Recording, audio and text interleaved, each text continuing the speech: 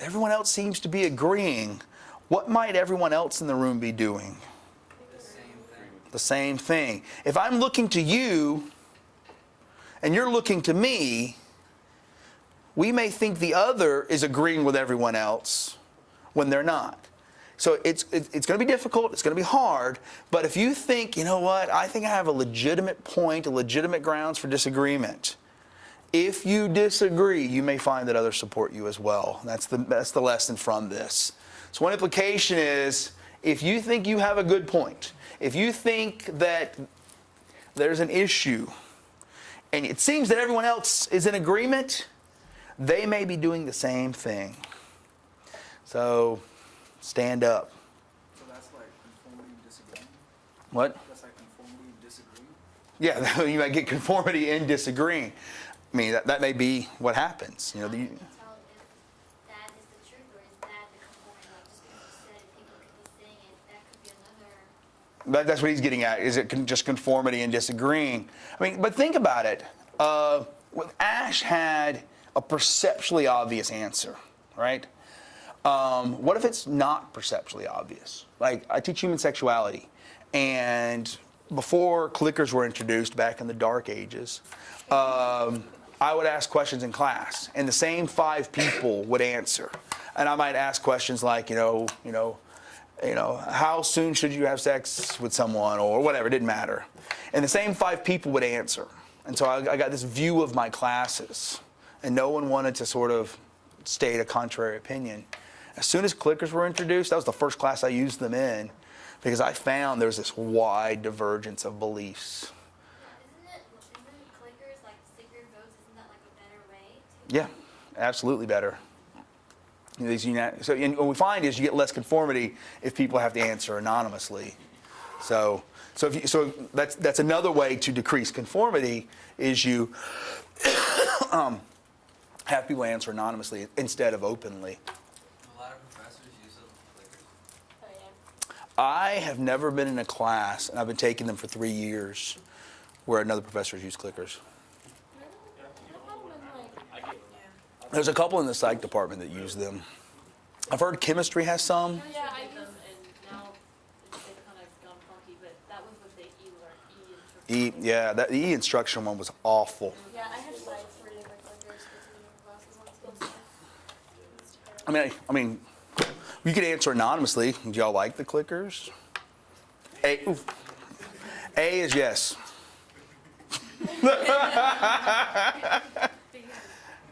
No, there's no B.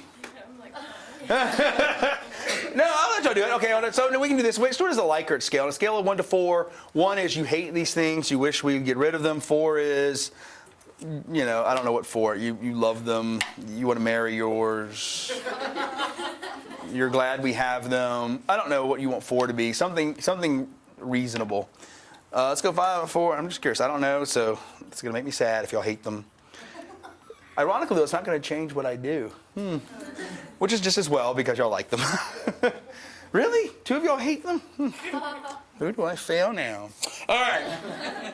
No, it's anonymous. And I assure you, I never go back and went, oh, this person, I have infinitely better things to do. All right. Some cinematic examples of conformity in actions. Anyone seen the movie Dangerous Beauty? Oh, it's a movie from like the late 90s, absolutely gorgeous movie about this courtesan who lived in Venice. And she's being put on trial by the Inquisition because a pestilence comes to Florence.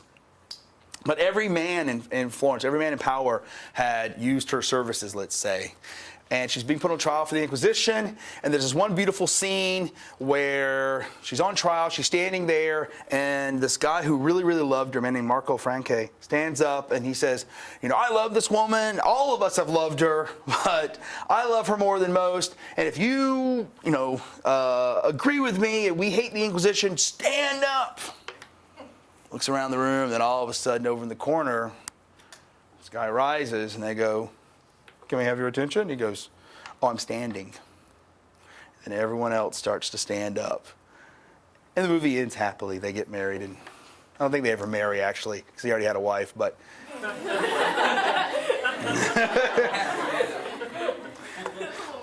It's a very romantic movie if you like bigamous relationships. All right. Apparently that's the lesson here. There's another famous children's story y'all might be familiar with a similar theme, though. The Emperor's New Clothes, right? These people come in and they tell the king that they make some cloth so fine that only people who aren't good at their jobs can't see it, which seems like a weird thing to say, right? So what happens in the play or book? He's naked, but does anyone say anything to him? Not for a while, until one little kid goes, "The Emperor's not wearing any clothes." And then everyone else goes, "You're naked." So if you stand up, other people may stand with you. Philosophers have known this, and I'll just give you some of this.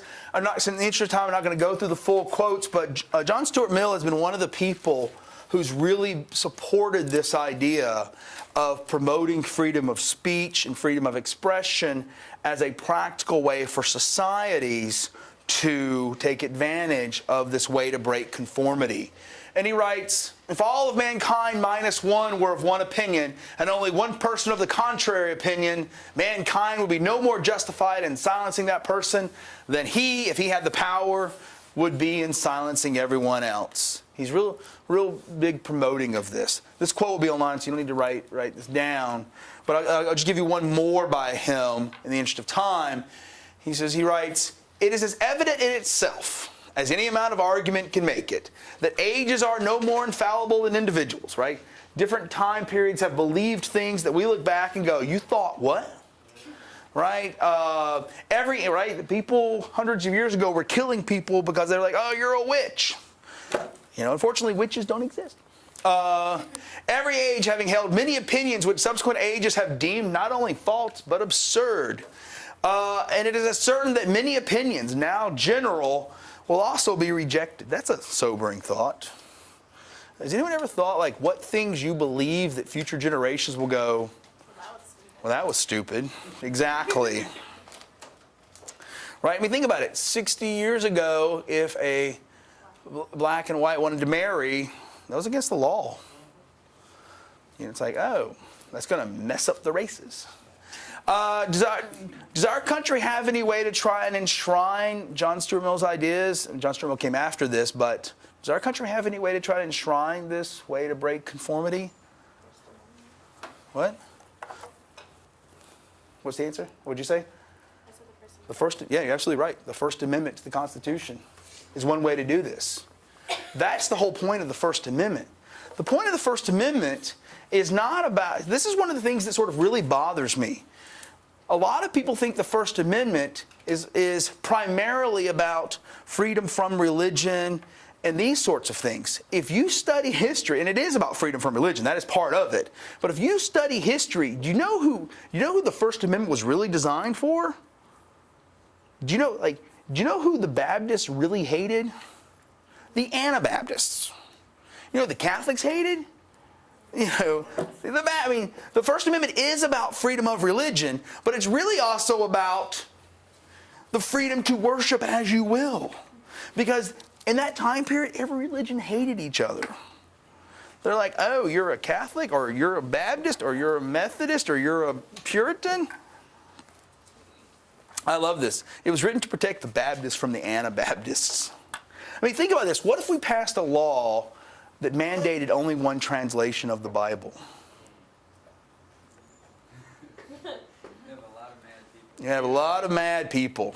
And that's what we really have to see the First Amendment about.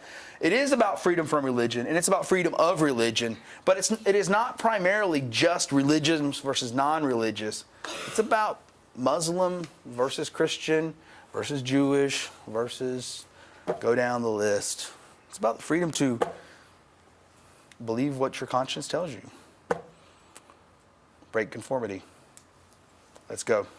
You have a great weekend.